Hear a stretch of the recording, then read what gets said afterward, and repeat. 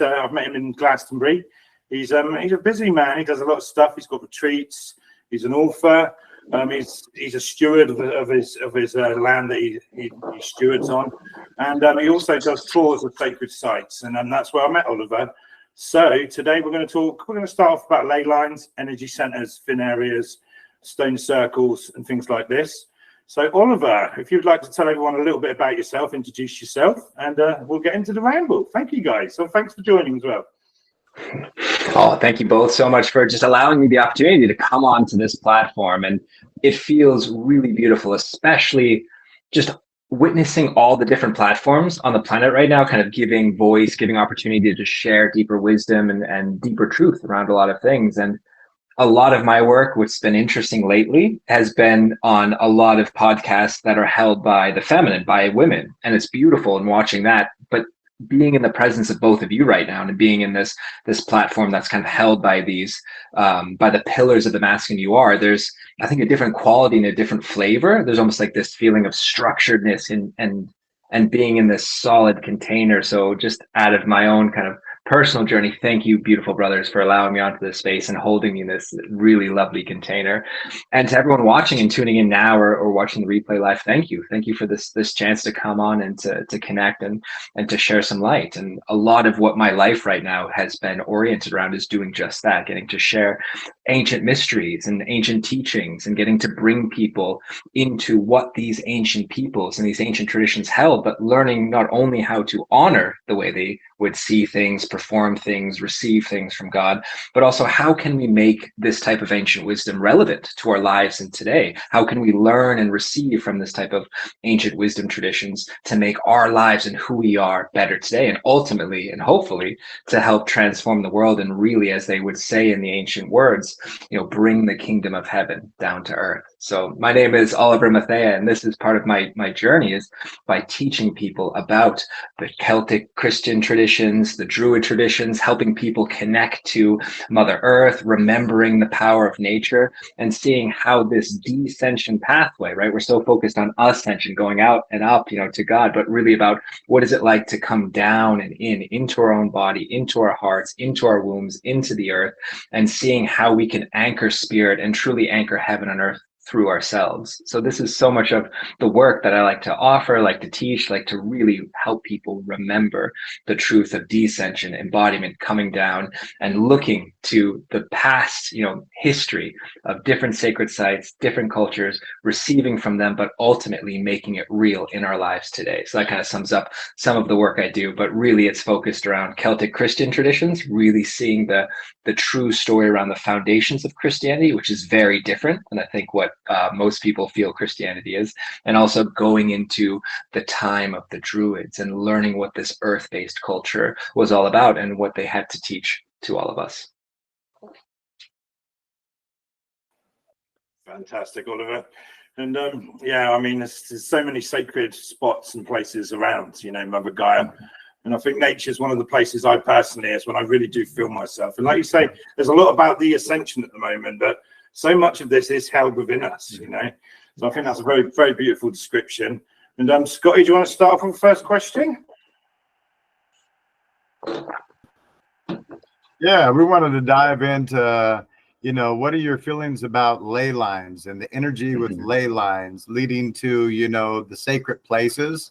And I know that you do, over at like Scotland and so forth. They've had a lot of, sacred circles and sacred energy sites around there. Maybe you could dive into that a little bit for us too.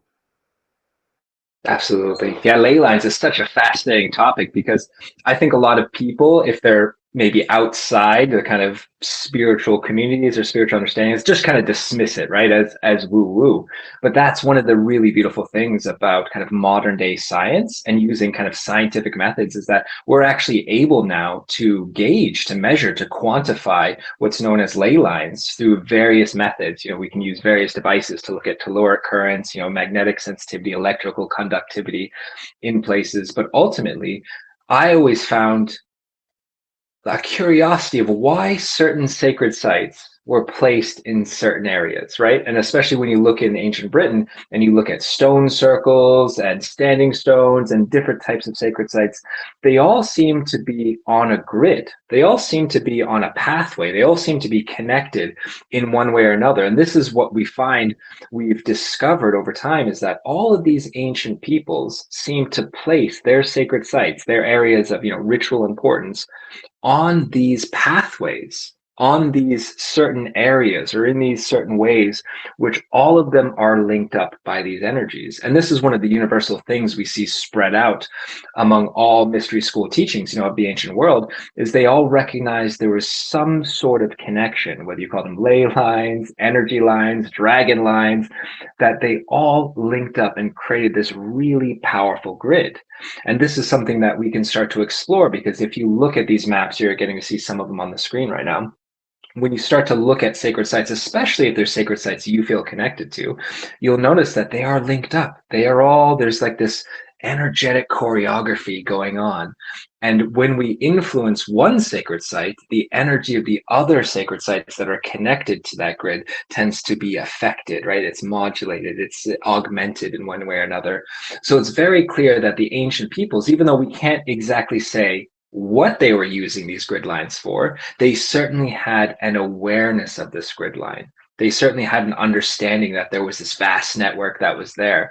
And so I think what we're doing today is we all intuitively have this awareness, you could say, this energy sensitivity when we're at certain sacred sites, or when we're walking certain places where there's an energy line on, we feel it. And so we're kind of learning, one, how to develop our own intuitive understanding and ability to sense these energies, but also we're developing scientific methods to measure these lines, to measure these sacred sites. And so we're finding, both, it's like the left brain and the right brain, right?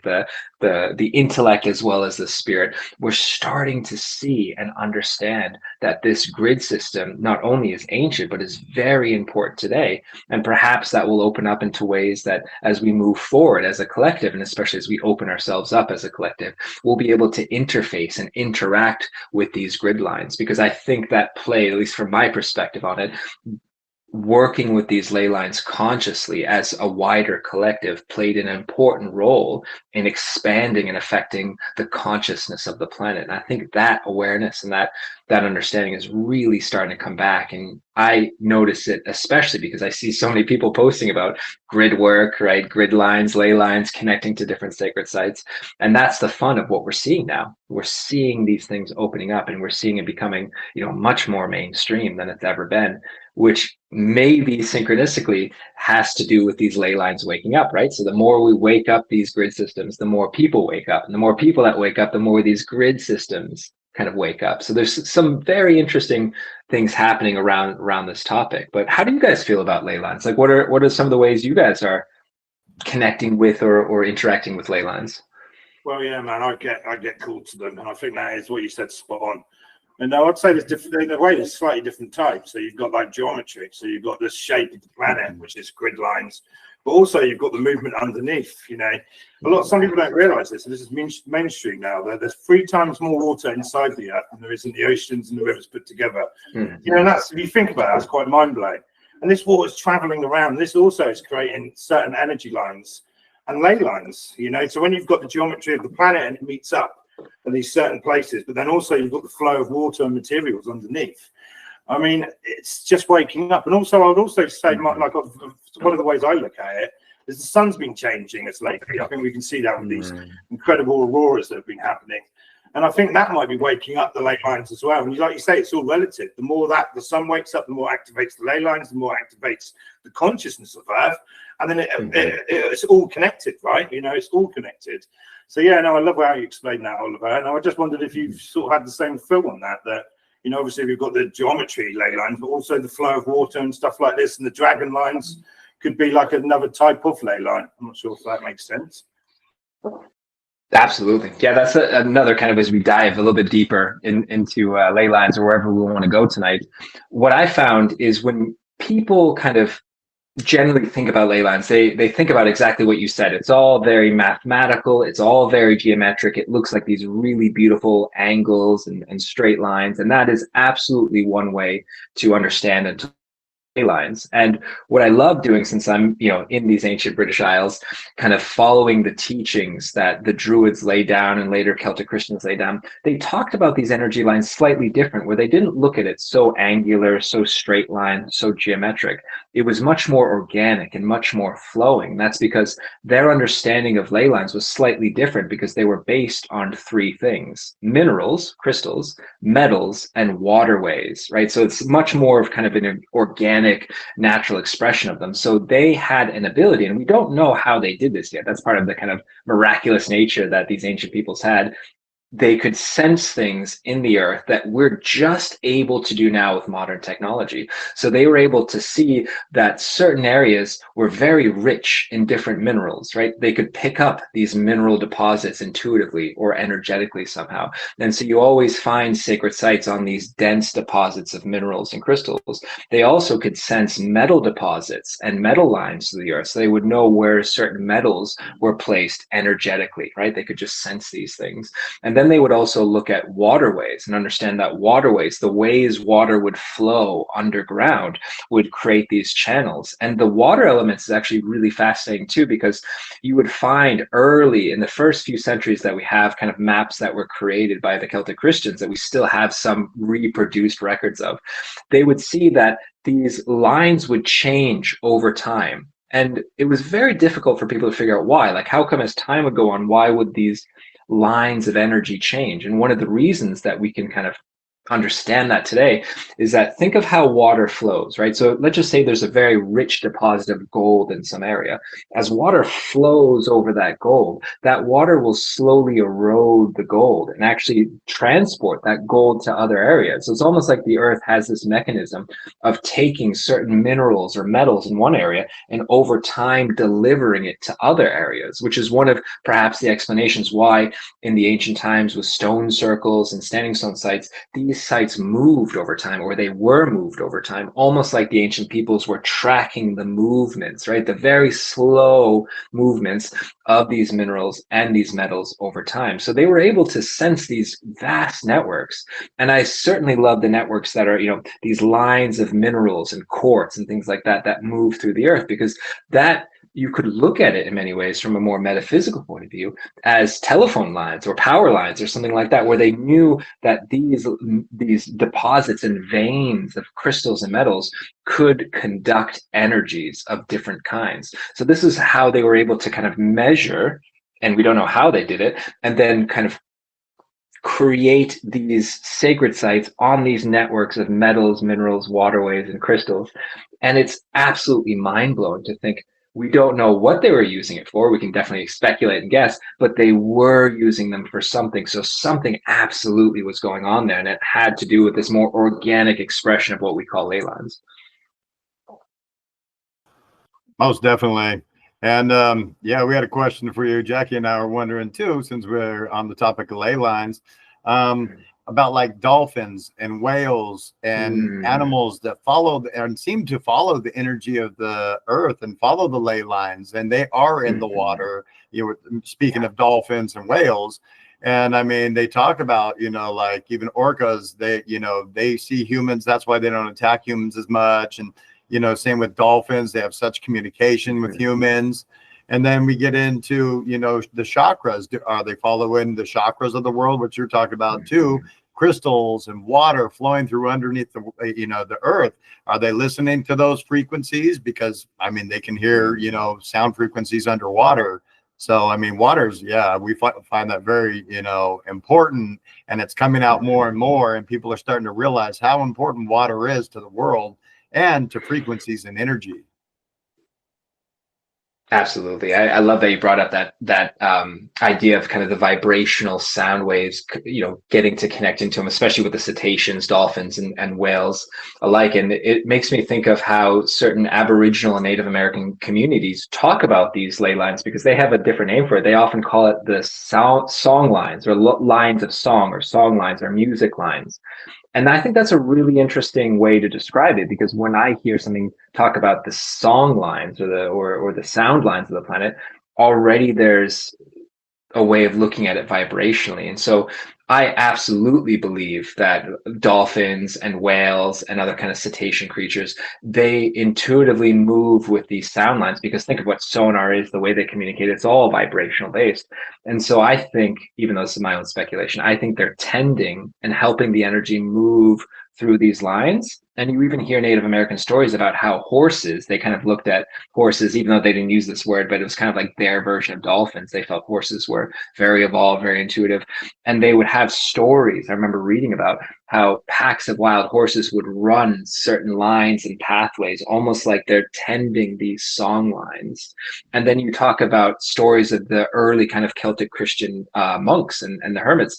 There were stories of how they would walk certain pathways barefoot on the land. And the reason for that is because they felt that they were connecting to these flows of energies, and not just connecting with them, helping them move, offering their essence to them, help, almost like kind of acupuncture, if you will, on these ley lines. So I think when we look at them from the term kind of song lines, it's so beautiful, because you feel like there's not just humans interacting with these energy lines and energy centers, but perhaps all of the creatures of Gaia, all the creatures of this planet, they have this intuitive connection of how these lines and energies move, and they move with them. Or they might know that if something's out of balance or needs to be shifted or augmented somehow, they'll just intuitively do it, because they don't have the kind of same ego construct that we as humans unfortunately have.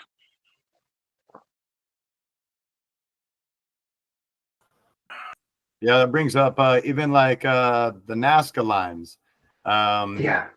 But yeah, I thought I'd throw a couple pictures of, but yeah, like the Native Americans and so forth were said. I mean, that's the only way to actually see these truly is from space.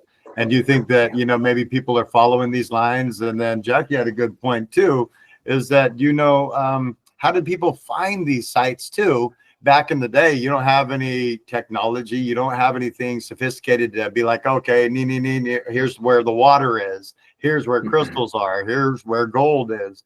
How did they find that? Like you said, are they connecting with the energy points of the world through their feet? And I mean, yeah, intuition. I mean, was it just good luck? Hey, this is good luck. Hey, we found this spot. Yeah, it has all the great energy just by luck. What do you think about that? Yeah, it's funny because okay. Yeah, you know, I was going to say maybe the trees were communicating, because you do hear about. I know that sounds mad, but you know, you do hear about in the Druid times that they had a real connection and they could communicate with nature. Maybe the actual areas did tell them. You know, is it that mad? I mean, because when I go out, I live in the National Galloway Park of Scotland, right on it. It's outside my house now, and you know, when I drive around, I literally get called to areas.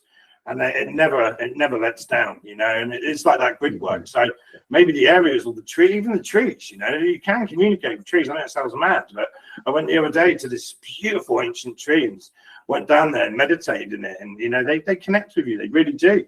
So I was just wondering when you said that, maybe it was nature, or you say you can just feel it. You get called to these areas. Maybe it was a similar thing, you know, or maybe they were just more in tune with that. Where the hustle and bustle, you're living in the cities, you're not really thinking of that. A lot of people don't even go into nature. You know, there's a mass amount of the population that hardly ever go into nature, you know, maybe for a little holiday. But when you actually spend time in these areas, you connect to these areas, you connect with the elemental beings, you go in there, you give offerings, you know, these areas do speak to you, you know. So I just wanted to add that. I'd love to hear your thoughts, Oliver. Yeah, absolutely. I mean, we can start exploring kind of trees and the way they connect, which is even scientifically absolutely miraculous and magical. And I think when we think of technology, you know, we kind of only lens it from the way we understand technology today, you know, or these technological abilities that we've, you know, kind of curated and cultivated over the last few centuries. But I think to the Druid people, at least how I would interpret it, they had technology. It was just different technology, right? It's kind of, they understood that we have within us this capacity to sense different fields of energy in ways that we don't on a collective level or in a mainstream way do the same way today as we once did then. So it's, you know, kind of like when we think of all of creation, our eyes are just focused or have cultivated the ability just to see the visible light spectrum. But there's, you know, such a huge spectrum out there that we could see if only our eyes had the ability to see these different spectrums of light. I think it's the same way when it comes to energetic sensitivity, that I believe every single person is energetically sensitive and has the ability to cultivate that and expand it.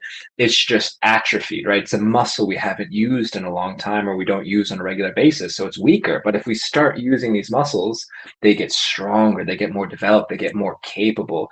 And so to me, when I imagine and tune in with these ancient peoples, and it wasn't just the Druids, all ancient cultures had this ability, they just could feel things that were going on the earth and within the earth. And so it was just like regular life for them to feel these things. And we even see that, which is very fascinating. There's stories of how the Druids, especially in Iberia, kind of ancient Spain area, they would set up different silver mining operations.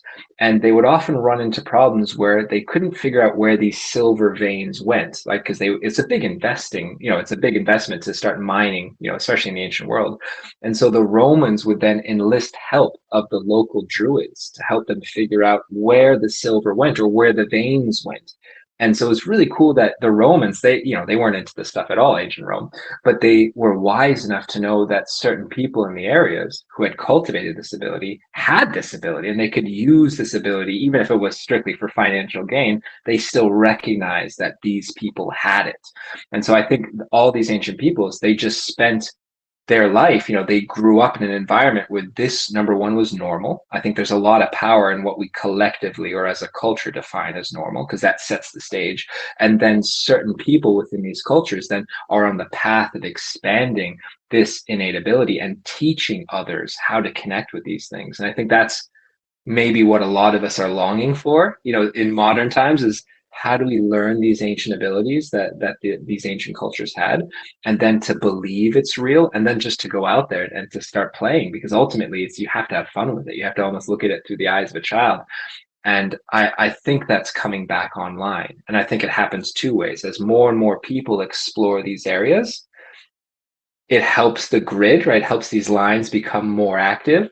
But then it's kind of like the chicken or the egg. And once these lines and grids become more active, more people's innate or unconscious abilities start to expand and open up, right? You can see the parallels with kind of like extraterrestrials and, cosmic forces. It's like the more we wake up as a collective to it, the more the phenomena happens. I think it's the same thing when we look in the earth. The more we start playing in these realms and exploring these realms, it gets so exciting. It really gets exciting because more and more people are realizing, yeah, we have this ability, and let's play with it. Let's learn about it. Let's expand it. Yeah, we were wondering too about what are your feelings along the lines, we're talking about ley lines and, even like things like the Bermuda Triangle, the Alaskan Triangle. Do you think that the stars align with these, like the pyramids? What are your thoughts on how all that comes to play? Absolutely. I mean, that's a really exciting topic. I think the term is archaeoastronomy, if I think that's the correct term. It's just understanding that ancient peoples would build their civilization, and especially sacred sites and important places, in exact kind of mirror alignment with the cosmos or the celestial heavens above, kind of as above, so below. And so if we're kind of talking about the Bermuda Triangle, so that obviously is not my area of specialty, but when I feel into it and kind of think about it, to me, what makes sense to kind of rationalize the phenomena that's happening there is either one, that's the kind of remnants of an ancient civilization, right? Possibly when we talk about Atlantis or anything like that, perhaps there's things down there that's creating some disturbances in the electromagnetic grid, possibly. But I also like that the idea, and we see it in kind of science, especially in the idea of kind of vibrations in music, like cymatics, is when you play certain frequencies, certain effects happen, right? And we understand that sound and frequency has profound effects on physical reality. And perhaps in the Bermuda Triangle, there's certain vibrations present, whether it's from grid points, ley lines, lost technology under there, who knows, but something clearly is happening. And then if you zoom out and look at the idea that there's connection to the stars, I believe that the stars are kind of singing songs, right? That's kind of how, when I look at kind of stellar activity, whether it's our own sun or any stars, if you can actually listen to recordings of the sun and different constellations, they make sounds, they make music, right? Think of stars like they're singing songs into the void. And these vibrations are carried, whether they're through gravitational waves or different spectrums of light. And then when the earth receives these frequencies, they are filtered through these ley lines and these sacred sites. And perhaps it's one of the reasons why we see all these ancient stone sites, stone circles, standing stones. And so these ley lines become like our meridians in our body. They're the vessels or the conduits in which higher energies then filter into our physical form. So perhaps these ley lines are ways in which these higher dimensional energies then can be received and integrated as a grid, as a whole. And so there's definitely something to it. And I think also this is part of the genius of how these ancient cultures built these grids, built their structures, because I think the ancient peoples realized that there's different epochs or cycles of time. And when these cycles or epochs change, sometimes it's cataclysmic, right? Sometimes it's total destruction, or sometimes the previous culture doesn't survive into the next culture. And that could be a problem when you think of how do we communicate, store, and transmit information from one culture to the other. And so language, as you can imagine, is very flawed. Because if you don't speak the same language, how are you going to understand what these ancient peoples were saying or writing, for instance? So they realized very quickly that you have to use language that transcends regular human consciousness, things like mathematics, things like proportions, ratios, geometries. And so I remember reading this beautiful article about the Hoover Dam in the United States, and they said they essentially created a celestial map into the Hoover Dam. And the reason they did that is they built the Hoover Dam in a way that mirrored the stars as they were exactly when the Hoover Dam was created. So any advanced culture in the future, let's just say humanity's wiped out, if you were to look at the Hoover Dam and you had even basic astronomical understandings, you could then understand when the Hoover Dam was built based on how it was designed with the stars above at the time. And I think this is also how the ancient peoples designed a lot of their sacred sites. They used methods of construction that conveyed wisdom and disseminated knowledge to people that were aware enough to receive that. So I also think that's part of the magic of these sacred sites and these temple sites, especially on the grid lines, is they knew that they could tell a story. They could absolutely tell a story, and we can use it to track this story, to understand this story, and to perhaps understand a culture that we wouldn't understand if we didn't have this type of communication built into their architecture. Yeah, 100%. And they can stand the test of time, some of these megaliths, and they certainly have done. So it makes a lot of sense to do that. But of course, that beggars a question to me, and I kind of know the answer to this, but I'd love to hear your perspective. Is when you go to these stone circles, these certain sites, can you receive like a physical download of information? Would you think that's one way that information could be stored in the stone circles, in the quartz crystal there, that of a certain level of consciousness, you actually could receive some kind of download? I'd love to hear your thoughts on that, Oliver, if that's okay. I fully agree. I fully agree in so many, because I think it ultimately comes down to, one, do you believe that everything is conscious, right? It's kind of like, we don't know what consciousness is. We're still speculating as a collective around that. But I believe every single thing is conscious, which means every little bit of matter all the way down to, the atomic level and the quantum level, there's information in there, one, and how we can access that, that's the kind of the magic in the question. But if you're looking at, for instance, more specifically, when we're around standing stone sites or stone circles in the UK here, it depends on the stone, right? Because there's so many different types of stone, but I believe every stone type that's chosen at different sacred sites is specifically chosen for a very specific reason, right? There's no arbitrary or just random, stones that are chosen at these sites. And when we think about even how computers work, microchips work, all of it works because of silicon, right? And different layers of quartz crystal. And so if we can use quartz and different types of crystal in today's modern electronics, who's to say that type of process can't be used in ancient times? And so when I go to stone sites, it's almost like there's echoes of the past that are locked into the geology of these stones that can be accessed, but it's not accessed through kind of modern day technology. Maybe it will be in the future, who knows? But I believe there's a vibration that's carried in these stones that we can listen to, right? There's stories that these stones hold. And I believe these stories were specifically imprinted into these stones because stones, you know, as you can imagine, stand the test of time, as you say.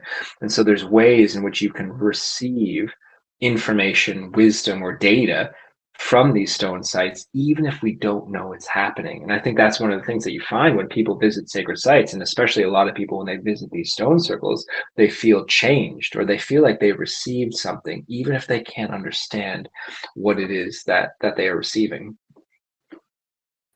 Yeah, I've been to, well, there's a couple of stone circles up here, obviously Scotland. There's a lot of stone circles, you know, that are documented, and a lot of them are undocumented, actually.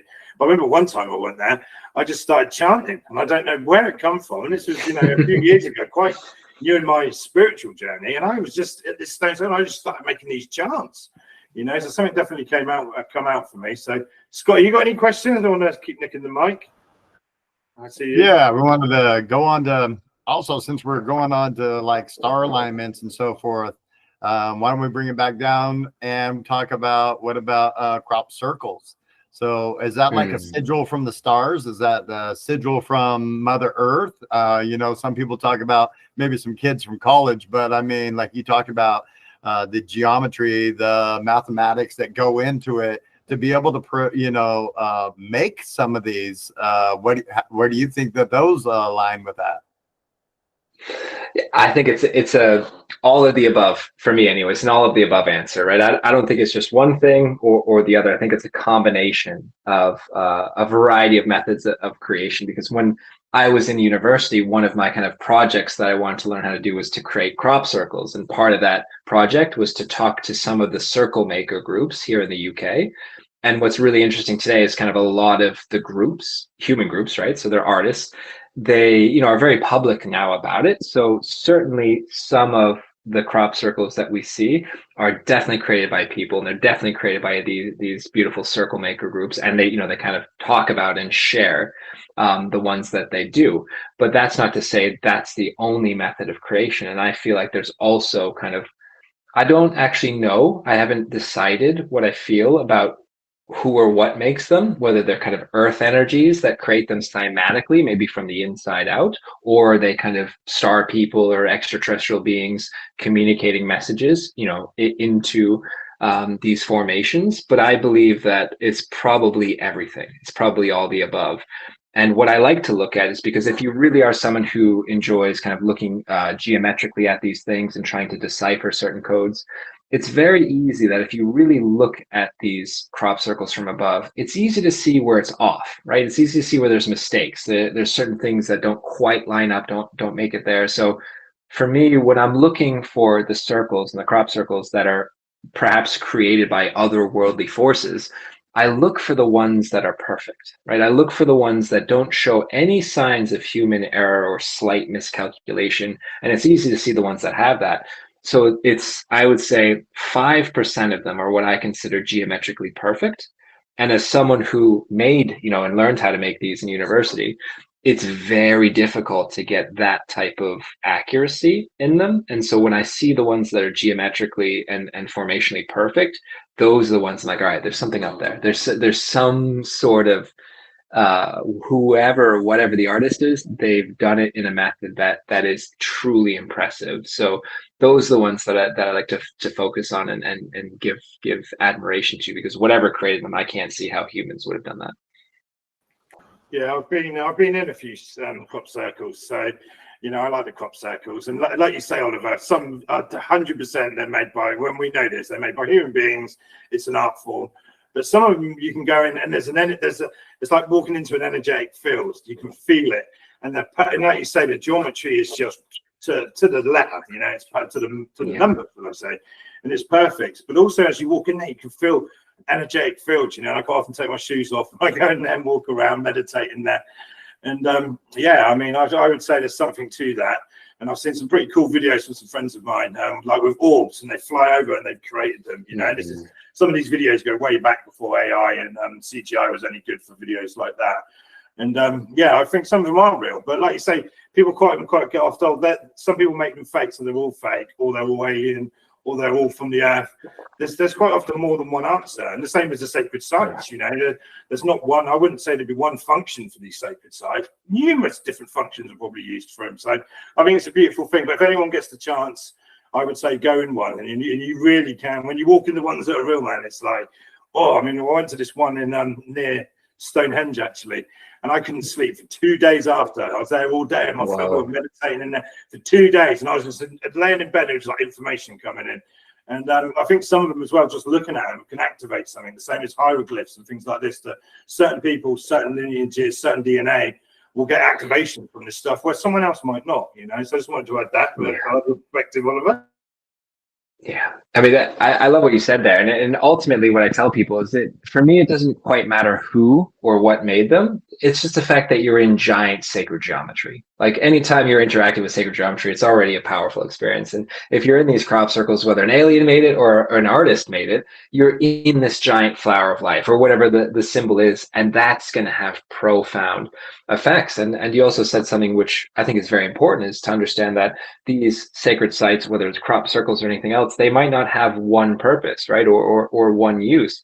And you also have to think about the progression of time, is that these sites will have different civilizations, right, or different cultures that then use these sites that will change over time. I mean, we see that very clearly in Malta. One of my other favorite places to visit is that Malta is home to some of the it's home to the oldest freestanding temples in the world, and some of the oldest temples in the world altogether.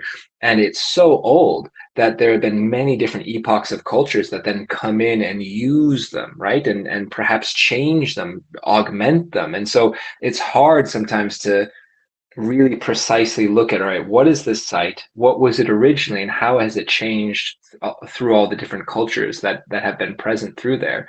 So you have to really, I think, keep an open mind. You know, I always say, like, the best perspective to be is an open-minded skeptic, because you're not closed off to new idea, but you're also not completely untethered and unanchored where you'll just go into anything.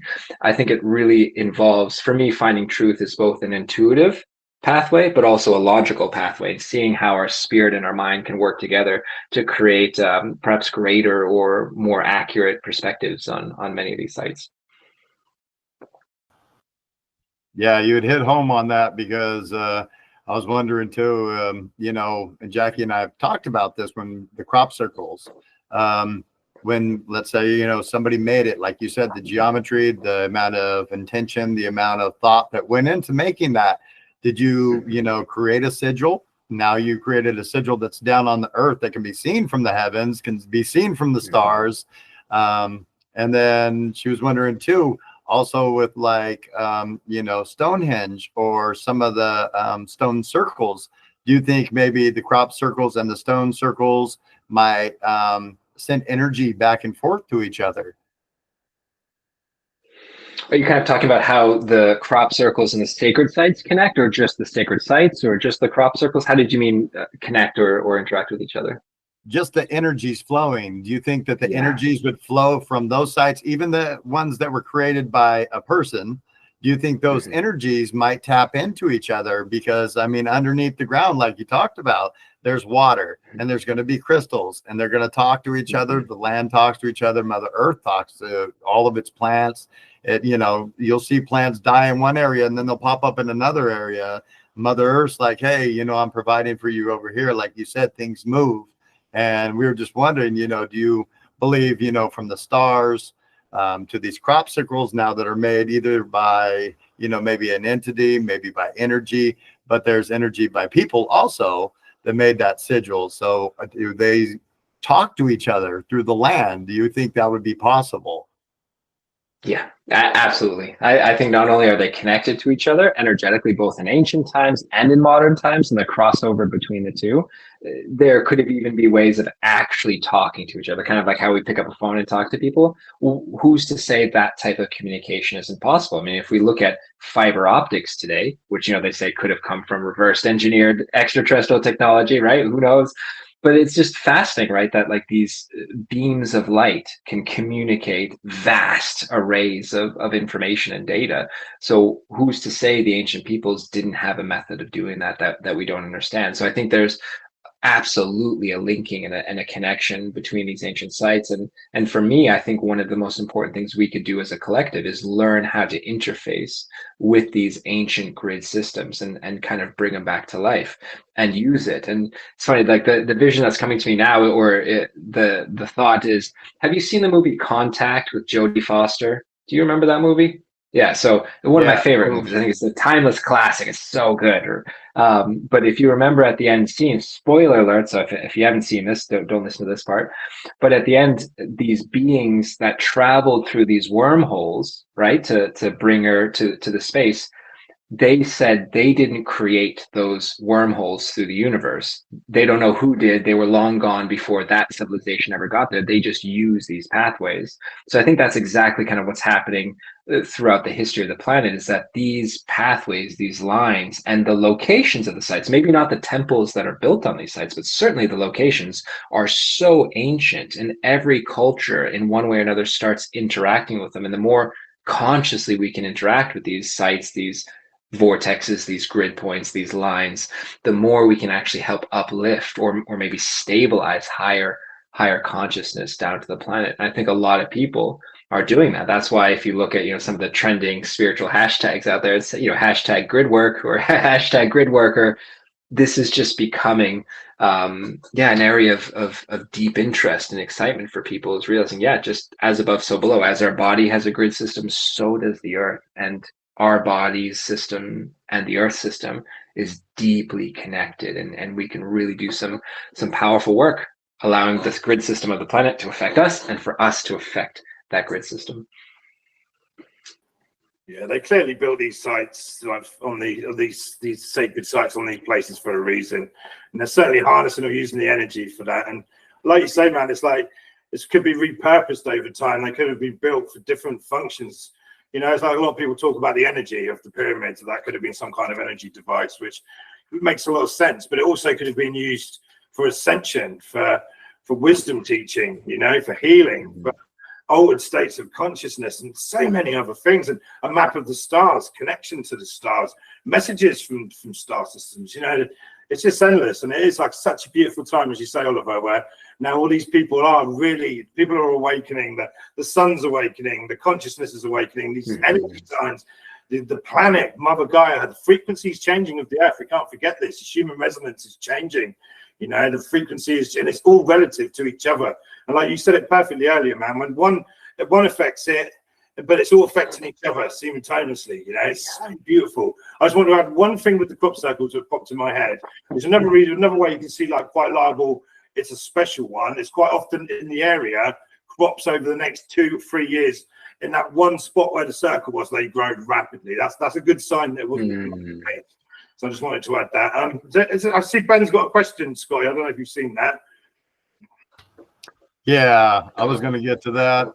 We wanted to say what's up to Ben. How you doing, brother? And what was his question? Well, his question doesn't have to do with stone circles, but it kind of does. But he wants to know everyone's views on fairies, and has anyone seen one? Oh, we're going to jump over into fairies. I mean, it's it would take us over to Glastonbury too. But as far as fairies, have I personally seen one? I would say that's a possibility, because there are orbs of light and so forth that we catch. And I mean, Jackie's one that sees orbs of light and so forth. So I would believe that it's a possibility that fairies are still there. I mean, I'm open to a lot of things. So I mean, what are your guys' thoughts on that? Well, in Scotland, many of the stone circles, the legends said to them is 2 things quite often: giants, red-haired giants, and fairies built these energy centers. Not the end of the stone circles. So many of them I've been to. That is the local legends, and they speak about that. And I will admit, on a stone circle, though, I was smoking DMT, but I saw a fairy, so whizzing around. So I would say I've seen one. And I mean, these sacred sites, they're like thin areas, these energy centers. You can easily, especially at certain times of the year, like the equinoxes, you can easily have an altered state of consciousness, but also have interaction, especially like C5 kind of thing, meditation. You just make a bit of DMT at these stone circles. And I'm partial to, I'm not ashamed of that. I enjoy it occasionally. And I found through doing it that the best place to do it is these energy centers or stone circles. It's just, and I saw them flying around, I'll be the man to say that, I've seen a fairy. I love that. It's like DMT is your fairy dust. That's like just opens it all up to you. And I personally absolutely believe in fairies. I grew up actually seeing them. Like whether I want, call them fairies, they were just elemental beings to me. And when I tune into the frequency of Mother Earth, I believe absolutely she has these beings that help. How I describe it is they tend the bloom. And what I mean by that is they're the ones who are kind of responsible for the different ways nature grows and expands and blooms. And as I was growing up, I actually was very fortunate where I was kind of surrounded by a lot of different hippie people, thanks to my mother. And one of the women that she was connected to was very deeply into fairies and fairy consciousness. And so she'd always help me see that if you kind of smell flowers and really like smell flowers that have a strong fragrance, and you smell a flower consciously, almost like you're inhaling a drug of some kind, is that the essence that comes out of flowers actually helps augment our consciousness enough where we start tapping into these elemental realms. And they actually found that certain pollen from certain flowers actually has very psychoactive effects.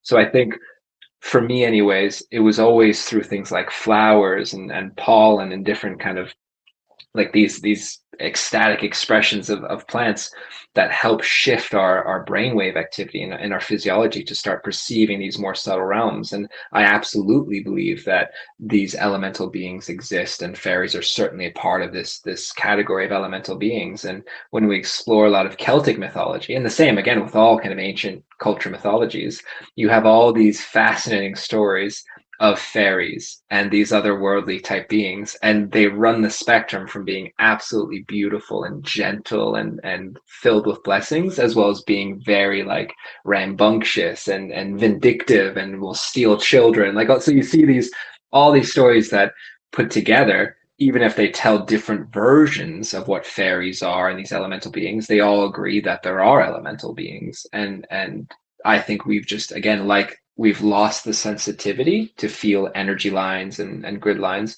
I think we've also lost our connection to these other realms and these other realm beings like elementals. And I think that's why it's so important to lean on the wisdom of a lot of the shamanic cultures and look at the local indigenous and shamanic people of these cultures, because not only do they still see these beings and they tell the stories of these beings, they still have within them the capacity to teach others how to become more aware and sensitive to the energies. And when I begin my day, I always do a meditation outside. One of the things that I offer my gratitude for, especially on my land here, is for these elemental beings, for all that they do, and essentially offer my allegiance, pledge my support to them. And it's funny, today I had a really powerful interaction with them because I had to go out and chainsaw some trees that had fallen on my property.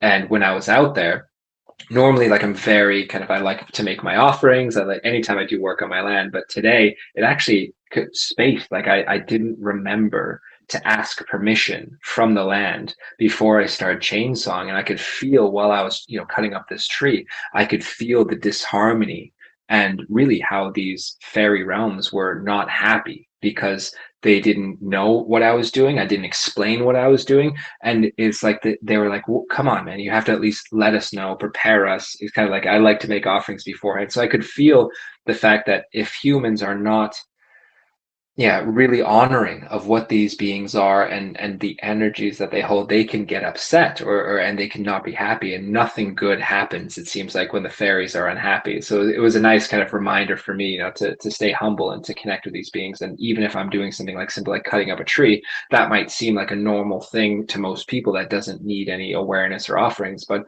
the elemental realms absolutely feel this type of thing. And as soon as I was done, I went back to my house, got some flowers, and actually brought them back out to the land. And it was amazing to feel the energy shift when I just acknowledged them and said, sorry, my apologies. And just like that, it fixed things. And that ties in, of course, to all the stories of when people mess with Mother Nature, the fairies get their vengeance. And I can really see how that could be true, just based on what I experienced today. Yeah, energy with trees and the land is just so important. And yeah, I was taught, my mom taught that a lot to me growing up. I was fortunate that my mom did teach some of those things growing up, but the land, and then just finding out, and then, you know, traveling down those, you know, mindsets of how important land is, and then being able to talk to some of the Native Americans and stuff. And when they would tell you just exactly that, how important land is. You can talk to Mother Nature, you know, ground yourself every once in a while, put your hands on Mother Earth, put your hands in the water, you know, put your feet there and sit there and meditate and just listen to what the earth wants to talk to you about and feel the energies. And yeah, with you know, energies just so powerful. You think more and more people are going to start awakening, and it's showing as far as we see. And like we talk about in all these communities, people are awakening and are being more open, you know, especially the masculine and the feminine. You know, the feminine energy is coming through, and it is helping a lot of men see that it's okay to reach out. It's okay to be in tune with the land. It's okay to be in touch with the water. These are what our ancestors have done before, and we just need to get back to doing that. Absolutely. Yeah. Where it's this great remembrance, right? It's like when we think of like this whole idea of like the second coming of Christ, or this, you know, this rebirth of the light. I think it's just because we're remembering, you know, this innate part of who and what we are, and it expresses itself in so many different ways, right? Connection to both the earth as well as the heavens above. And we're remembering, and we're forming a connection, right? As it probably always was. And we've just lost our way over time. But there's a great resurrection happening with this type of ancient wisdom. And it's the same where you kind of, when I teach people how to really like enter sacred sites and enter holy places, there's this whole idea that it's really important to ask permission, right? It's really important to honor the energies, the ancestors, the spirits over wherever you go. And it's not necessarily that I kind of share that with people because if they don't do it, they'll be punished, right? Or anything like that. It's more of just what I find anyway, you know, speaking of fairies, is that the more you honor and recognize elemental beings and fairies, the more they're willing to open up to you and to be present with you and perhaps even show themselves to you. So it's kind of like a reward system. It's like, you don't have to acknowledge them, and that's fine. They'll keep doing the great work that they're doing. But if you do start acknowledging them, and you do start honoring them, you do start really intentionally trying to connect with them, they feel that and they know that, and they can sense just through our own heart's vibration a safety. And I think that's, to me, how I sum up like a lot of the fairy connections to humans, that when they feel safe and honored, you know, just like the feminine, when the feminine feels safe and honored, she blooms and opens up. I think that the elemental realms and fairies certainly are the exact same way. When we honor them, that's when the magic really starts opening to us. Jackie had a question for you too. I know she's been chomping at the bit over here, wanting to throw some questions in. So go ahead. So Oliver, what is your favorite stone circle, or the one you find most mysterious, and why? That's interesting. I think it shifts. It shifts because I believe that certain sacred sites come online and certain ones go offline, right? I think there's, you know, a change all the time, throughout time as it happens. But I would say the one that I'm most interested in is Stanton Drew Stone Circle, which is kind of just outside of Glastonbury in Bristol. And there's a number of reasons why that one is so interesting to me. One is because very few people go there. I'm probably going to get more people to go there now. Great. It's a great stone circle because it's not a touristy place, right? Not like when you go to Stonehenge and it feels like a circus. You go to Stanton Drew, and when I'm there, it's very rare that I see many other people there. Oftentimes when I'm there just by myself. And it's a stone circle that's never really been excavated. So there's a purity that's still in the land there. There's a purity that's still in the stones there because it hasn't, even though it was a much more massive site and it's been just lost over time and destroyed, but 3 of the circles still remain. And it's also one of the largest and one of the oldest in the UK. So it's a very fascinating site. And I was always captivated by the stories of Professor Tom. And Professor Tom was a cool guy. He was one of the first kind of modern kind of people to say, oh, maybe there's something more to these stone sites, right, than we've considered, especially maybe more spiritual ideas. So he was the kind of one that would go in and be like, oh, maybe there's certain measurements. He's the one that coined the term the megalithic yard. So he started looking at these stone circle sites from a very both scientific but spiritually open-minded perspective. And there's a story how he was there at Stanton Drew, and suddenly there was this big storm that showed up. And so he took shelter during the thunderstorm under one of the stones. And he said a bolt of lightning struck one of the stones in the circle, yet all of the stones in the circle lit up. And he's not someone who tells, fancy stories. He's a full-fledged academic. And when I hear stories like that from him, for me, it shows me, okay, there's something going on at that site that connects the stones, whether it's underground, whether it's something through the air that we don't fully understand yet, but something's happening. And also, when you go to the Stanton Drew Stone Circle, there's 3 different types of stones there, which I found very fascinating. And when you look at some of the stones, there's such an immense amount of crystals and crystal geodes in the stone. It's incredible. And 2 of the stone circles are still complete, even if the main circle, most of the stones are kind of buried into the ground, but they're all still there, which I think is very important for the energetic conductivity of the stone circles to have stones there. So I would say right now, check out the Stanton Drew Stone Circle and see what you feel, and make sure you explore all 3, because most people don't realize there's actually 3 still in existence there. Yeah, there's certainly something special about these stone circle sites. And as soon as you said that, it reminds me of a stone circle not far from here, actually, which I just love. And again, it's never been excavated. And my feeling is when I go there, the stones are a fair size, but I think if you were to dig down, they would go down a fair way. But exactly what you're saying, there's at least 3 different types of stone now, which I've noticed. My daughter, you'd love her, Oliver, when she goes there, she can connect with them, and she finds the spirals in them, she finds the crystal in them. Mm-hmm. So I love going with my daughter, but there's one of them, it's got quartz down the bottom, and it goes all the way through this stone, and then the quartz meets up with the middle stone. And it's just, and it boggles the mind. So there's a reason, like you say, they're not just choosing random stones from over here. Sometimes these stones have traveled miles, and they know this. Why are they different stones? Because each stone probably has some kind of different effect to the whole of the circle, And like you said, we're left now with one in the middle, but quite often these circles were huge. And like in Scotland, I'm not sure it's the same sort of in the UK, but certainly in Scotland, they've got stone walls everywhere. And sadly, quite often the farmers, instead of going to the quarry, they sadly use the stones that are in there. So many of them, which you can't blame them, but also, you can only imagine what the landscape must have looked like at the time of the stone circles. It must have been covered in stone circles. So I just want to add that, my friend. Yeah, I mean, that's one of the big kind of tragedies of history, is that they can't say exactly for sure, but somewhere between 85 to 95% of the kind of ancient stone sites of the UK has been destroyed.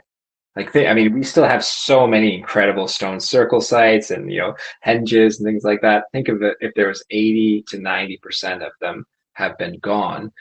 Talk about, looking at the Nazca lines from above and actually only being able to see them. If you were to look at ancient Britain in those times, it would look like a circuit board. It would look like literally a circuit board of all these stone sites and lines connecting everything, not just energetically, not just talking about ley lines. We're talking about stone sites. It would look crazy. I love thinking about that. So it was technology. It really was. It was some sort of technology, just like the pyramids, right? It's some sort of machine technology. We don't know what it is or how it was used, but we certainly know it was a technology. And these stone sites, I'm absolutely convinced, were the same way. And that's what the term geomancy is. It's like this idea of understanding how these stones and components of the earth and the little bits, the metals, the minerals, have power and can be accessed and can be worked with.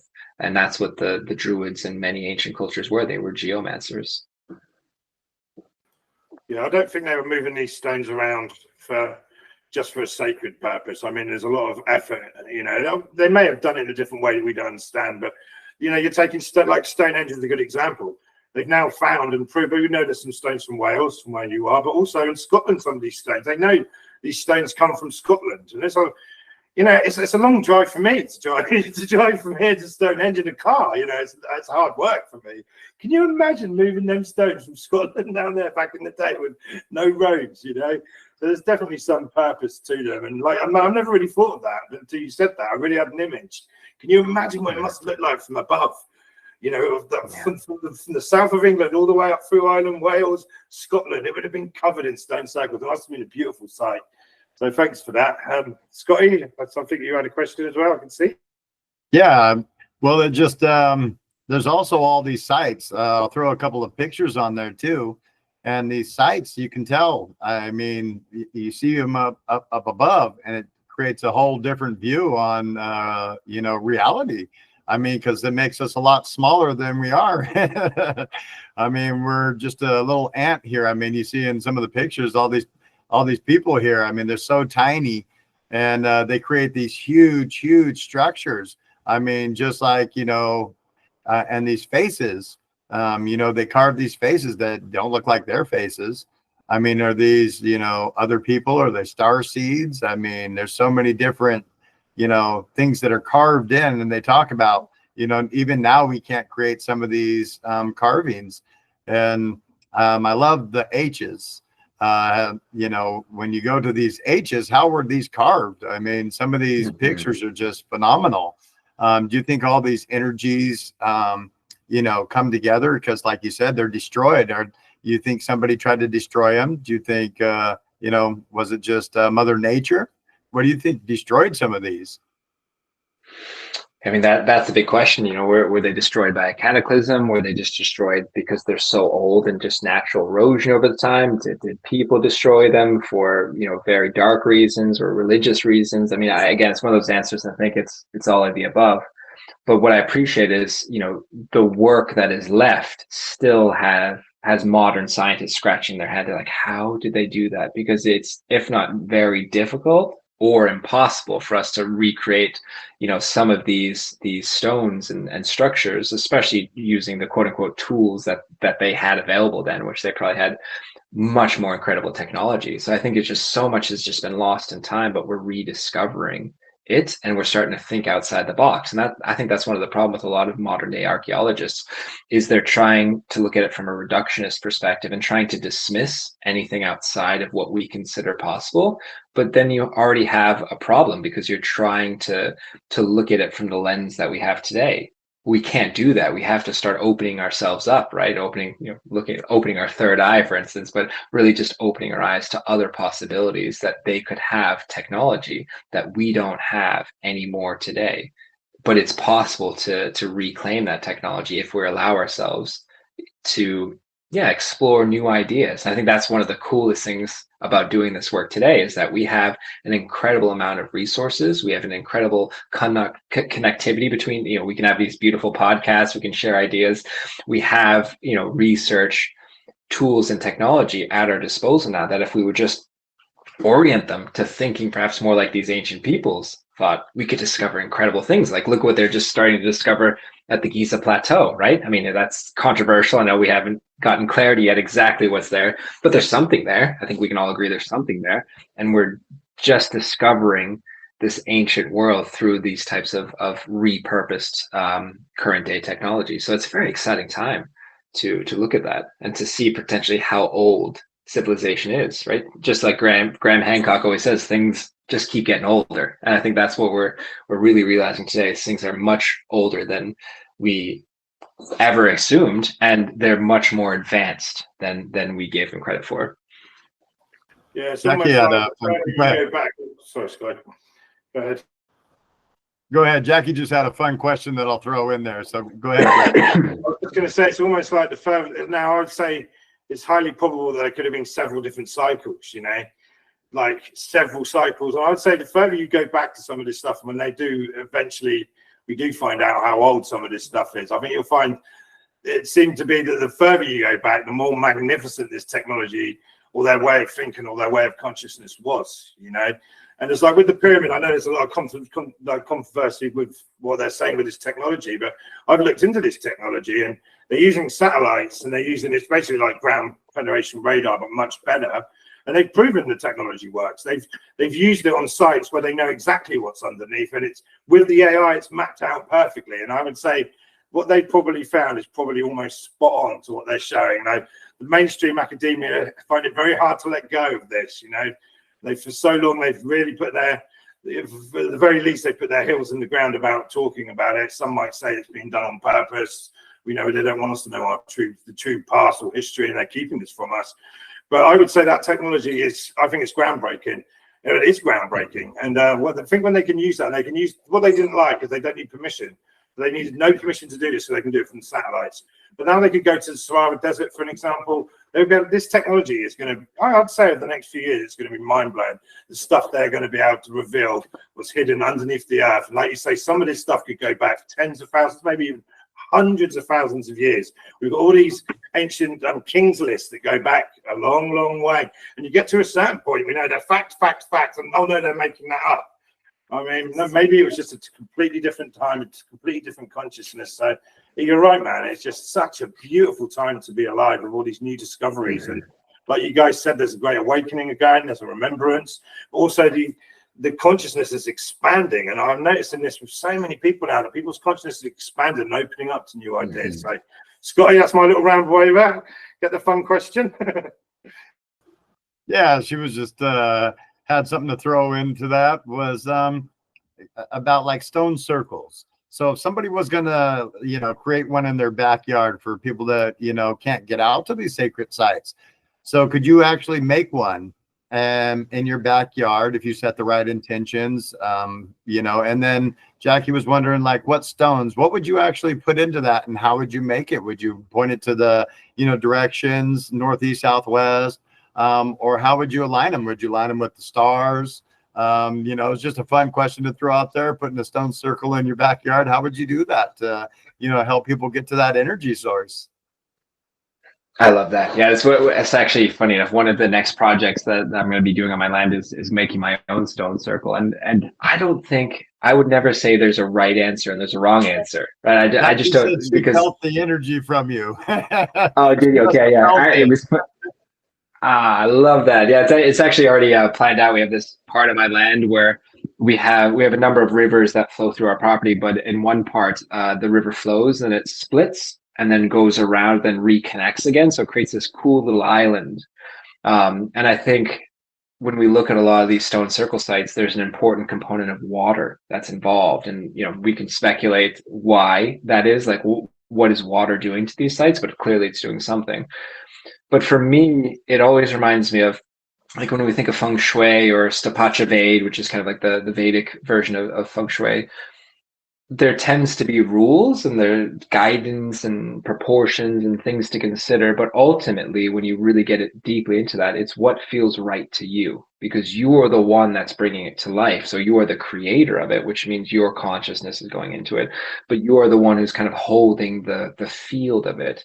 So of course you'd be like, I need to orient it to the directions, or I need to have it on a certain ley line, or I need to use certain stones, and all of that is fun, but it shouldn't be something that stresses you out or causes you to worry, like, oh, I'm not doing it right. No, whatever you make is going to be powerful. And just the fact that you're making it, I think, that's where the real power is, because you're almost imprinting reality with this intention and bringing them down. And so what I'm doing where I am, because I would love to have giant quartz, right? Huge boulders of crystal. That would be my dream. I just don't have the hundreds of thousands of dollars to do that. Maybe one day.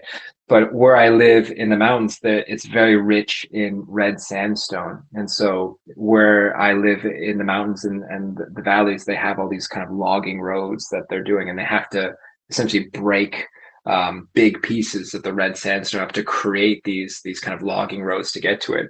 And so I'm just going to pay some of the loggers to tell them, like, instead of just taking the stones and kind of pushing them to the side or hiding them in the forestry, just like drop some off at my place. And then I can kind of arrange them as I need and get a group of friends. Like, I want to have kind of a party and invite some friends over where we're just going to put them up together and just, you know, it's like a celebration of old times. But I know, you know, I have my vision of how I want it to be and how many and the directions and everything like that. But I know no matter what I do, it's going to be powerful. And I know the earth energies are going to celebrate that being there. So that would be my advice, is just trust your guidance, trust your intuition. But if you're looking for just kind of basic stuff, look at the directions, right? Really figure out, what directions are you called to, what orientation are you looking at, what size you're looking at. Like, check out Professor Tom's work, like what is the megalithic yard, and when you can actually see there's specific measurements that go into a lot of these stone sites. What shape are you going to do? Because not all the stone circles are circular. Some of them are kind of more ellipsis, oval, some of them are egg shaped. So there's a lot of options you can do. So look at the ancient ones for inspiration to catalyze your ideas, but bring your idea to life, because you're going to make it perfect no matter what it is. Yeah, I love that, man. And I feel that's going to be very powerful. I love what you said with the string where it cuts and it meets and it goes around. And the fact of repurposing the stone now when they're logging and they're taking that from the lamp, then you're taking that and repurposing that into a stone circle. Wow, that's incredible, man. That's brought me a lot of joy hearing that story, Oliver. Thank you very much. And I look forward to seeing that one day. Thank you. Yeah, there's a lot of lava rock and so forth. Jackie and I, the reason why we wanted to throw that out there to you too about building that is people, putting the intention into building those and, making it, like a ritual, that's something good, putting a lot of that love intention, putting that whatever you want into that circle or, egg shape or, whatever, design you want. But we have these huge lava rocks that have came from Mount Lassen and Mount Shasta that we have access to be able to get. And we had planned on doing maybe a stone circle with those kind of rocks and trying to get some of those crystal energies. But like you said, yeah, to be able to get some of those huge crystals would be ideal, but it'd be like looking something out of Superman, these huge crystals coming out of the ground. Exactly. Because they talk about even Mount Shasta. They talk about Mount Shasta is a super sacred place. And they talk about even a crystal city being inside there. So that's a fun energy source for us to, go travel to a lot, is because it's only about an hour away. So we're able to do that. But I thought it'd be fun to throw out there for creating the circle and putting that intention into it. And it's great too that the stones came from such a beautiful, like, you're connected to Shasta, like you both love it there, and it's how beautiful is it that you're bringing some of that energy to help grid your property. And then that's where I feel like it doesn't matter about rules, it matters what you both are excited about and what means the most to both of you. That's what feels like that's the true answer, if there is one. Yeah, I mean, I was going to say, Scotty, quickly, I'm sure you said to me once that your house also is on an energy line as well. So when you take the rocks from Mount Shasta with your guys' energy and love put into that, with the rocks, with the energy line, man, I mean, I'm coming around for a cookout on that when that stone circle's done. Yeah, you're always invited. Yeah, exactly. Yeah, we had looked up ley lines on our house. And we live up in Northern California, Redding, California. We're in Shasta Lake, California. Well, we're looking up some of the ley lines. It almost looks like, I mean, it's from a further view up above, but then when we started looking at one of the Google Maps type thing, it almost looks like it's almost like right on our house, but we couldn't zoom in close enough to be able to see it. But yeah, those ley lines seem to just smack right here. And that goes on to a whole nother podcast, the story of the V that we saw fly over our house and all the things that we see flying towards Mount Shasta is just amazing. I mean, we'll go out there stargazing or doing a fire meditation outside and we'll look up and we'll see these things flying towards Mount Shasta. It could be 3 points of light. I mean, we've seen all kinds of fun stuff, but I think that would be a whole nother ramble. But yeah, we wanted to talk about maybe, go on to your retreat. And maybe talk about like you provide a retreat and so forth, don't you? Yeah, I do. Thank you for that opportunity to talk about it. Yeah, I do a few different types of retreats. So I do a lot of kind of ancient Druids, sacred site oriented retreats here in the UK. And I also do retreats based around Celtic Christianity. And then also retreats that are fully nature-based here at my property in Wales. So kind of it spans the spectrum of what people are really interested in. And so it's really fun to get to tell these stories. Who were the Druids? What was their belief system? Even if they didn't write things down, we have ways of kind of exploring perhaps what they believed in, but most importantly, get a chance to connect with a lot of these ancient sites like stone circles.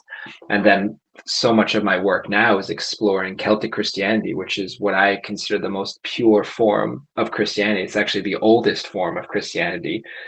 So it has a different energy or frequency or flavor, if you will, to Roman Christianity that maybe wasn't the best, maybe wasn't the nicest type of Christianity. So it's really exciting for me in my own life, but also to help introduce people to Celtic Christianity in a form that is both based on the teachings of Jesus as well as Mary Magdalene, right? So you have both God the Father as well as Earth the Mother, and seeing how the original form of Celtic Christianity really was nature oriented.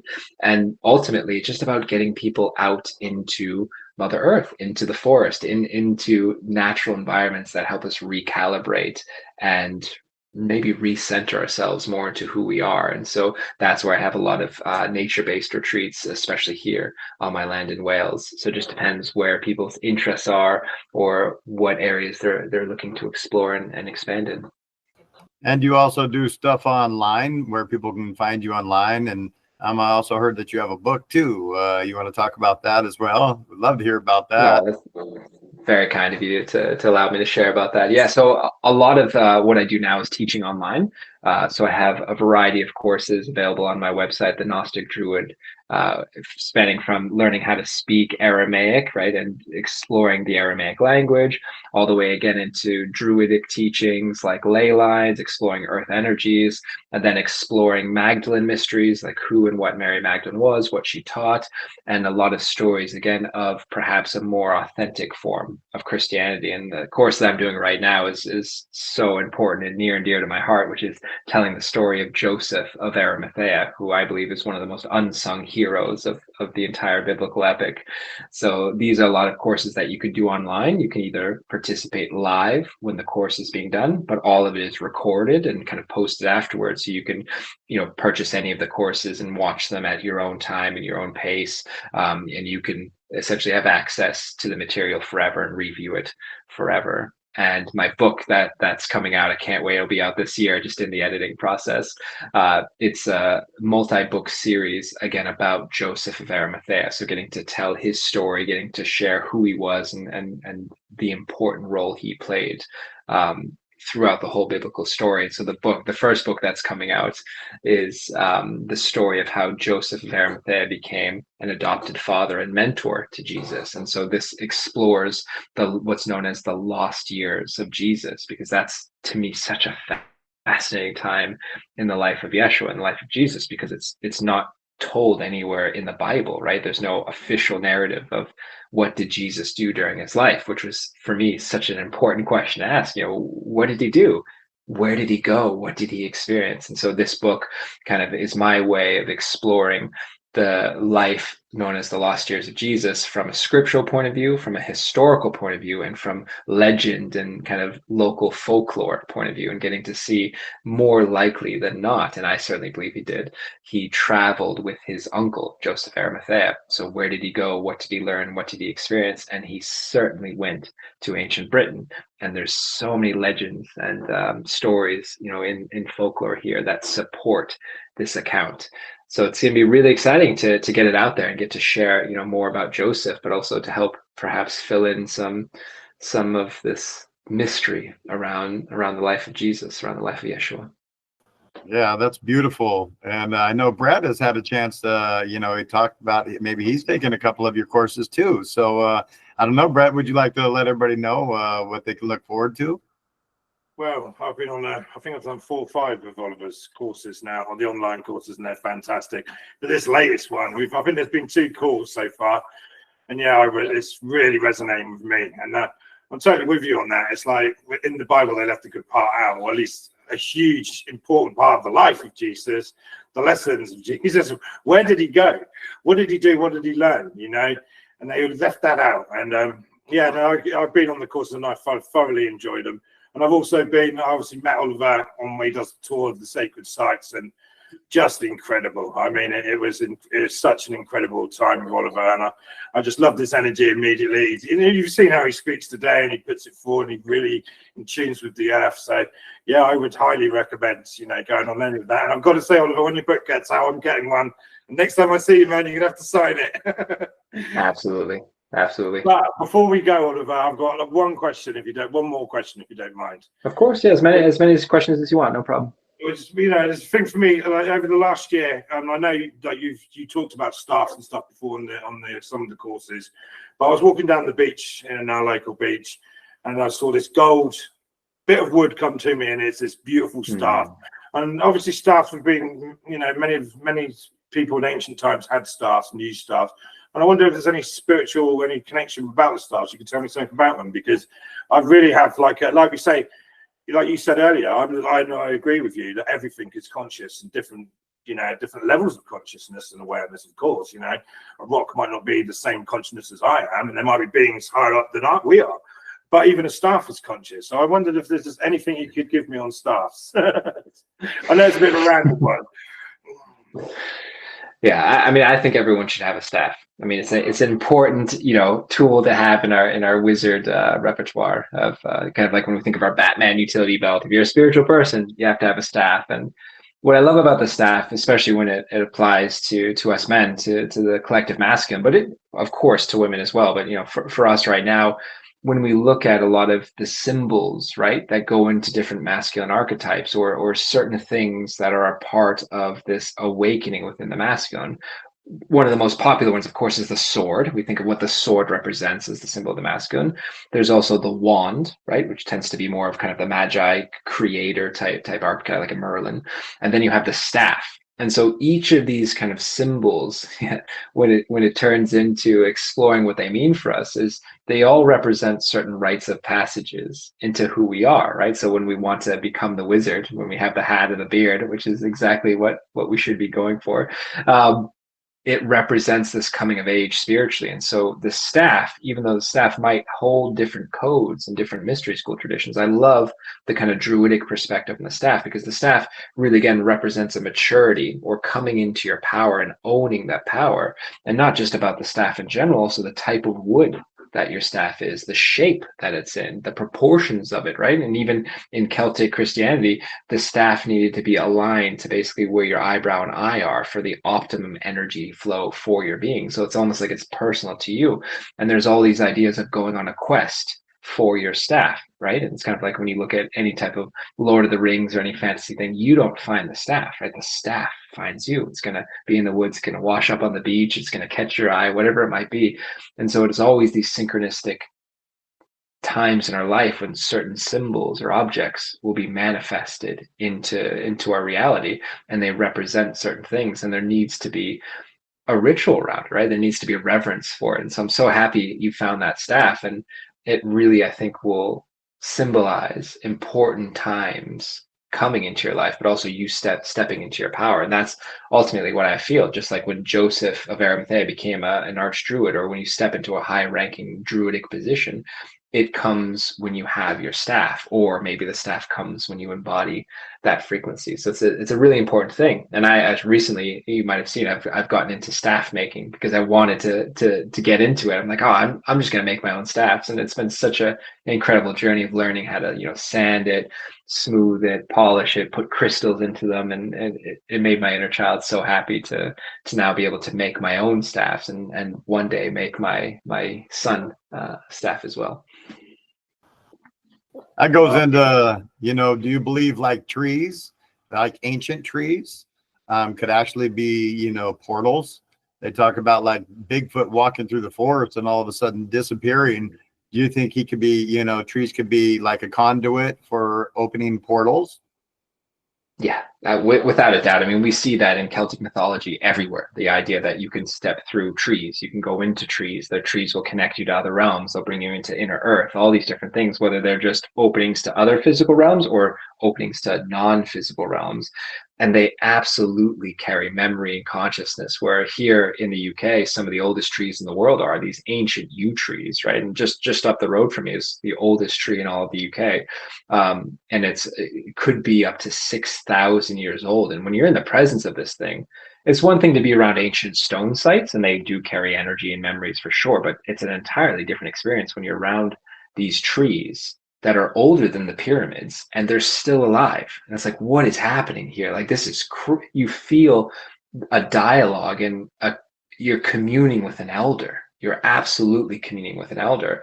And so if you're fortunate enough to end up getting a staff, from wood, especially from one of these ancient trees, I mean, that is as magical of a relic as you can have in modern day times. And what's even more for me, like, especially getting into the story of Christianity and Celtic Christianity, is there's a ritual where you would take a branch from a very sacred tree, and then you can plant that branch in other places, and that branch will then sprout or grow roots and continue that lineage of that tree. And so a lot of sites around the UK, when you find a yew tree, that yew tree was planted as a branch from an even older yew tree. And so there's like this lineage and legacy is continuing. It's very fascinating, the story of how trees and staffs and the continuation of teachings are all woven together.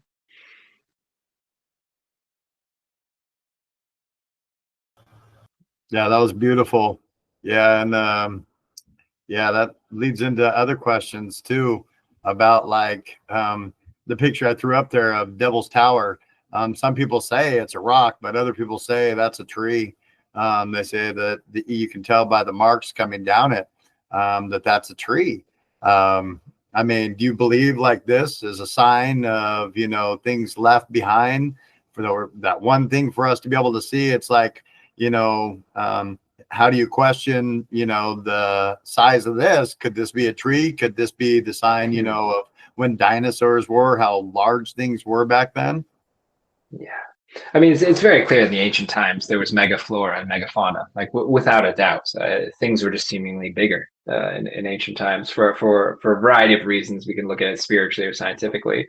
I love that rock formation. I mean, not to take anyone's magic away, I don't personally believe that that's the remnant of a tree. They've explored and analyzed that pretty in depth to know that it's a natural. Well, from my perspective, sorry for anyone who wants to see it as a tree. From my perspective, I don't think that specifically is the remnant of a tree, but I absolutely believe that in old times there were giant trees. Now, how big they were, I guess that's hard to say, but they were absolutely bigger than what we see today. And as well as I think a lot of life forms were bigger. And even things like when we explore, were dragons real? Like, I absolutely believe dragons were real things at some point, but it doesn't have to be necessarily magic. It just has to be forms and trees and branches of life that we just don't have anymore, but they once existed. And so, yeah, I'm all for giant trees, and perhaps one day we'll have concrete evidence to say, yes, these giant avatar-like home trees were all over the planet. And I, for one, hope they find that. Yeah, you have anything to add, Brett? Or, no, I've really enjoyed it. I mean, I mean, that's just been beautiful and wonderful, and it's certainly I've enjoyed it. So I hope everyone who's watched at home and who watches the replay enjoys. And but yeah, it's been such a pleasure and honor to have you on, Oliver. And there's a lot of gratitude for joining us, because I know you're a busy man. You've got a lot going on, and you just explain it, and you've got just such a beautiful energy and wisdom you have, man. So yeah, very grateful to have you on, my friend. I've enjoyed it, so I've certainly enjoyed it if no one else has. And hopefully we can get you on again for some other subjects maybe at some point. So I'll throw that out there to you. Yeah, that was my next question. Would you come on again and maybe talk about Glastonbury and Avalon? Absolutely. Yeah, it would be my pleasure and joy to share more about that, because that's one of, I'll leave it maybe as a cliffhanger, because is Avalon one place? Is Avalon just Glastonbury, or is Avalon a title that's given to certain pieces of land? And yeah, we'll get to talk more about that next time. That was awesome, and thank you so much for your time. And it was an honor to meet you. And hearts up, and some hearts up to everybody. And yeah, thank you so much. It was it was awesome talking with you. And Yeah, that was such a beautiful energy, you know, that you provided for the Ramblers today. And I'm sure there's going to be a lot of you out there that really resonated with this. So, yeah, make sure you guys give us a little like, and don't forget to subscribe to us. And keep shining. Jackie always loves to Keep shining. say her keep shining at the end. All I right, like that end everybody, tagline. thank you so much.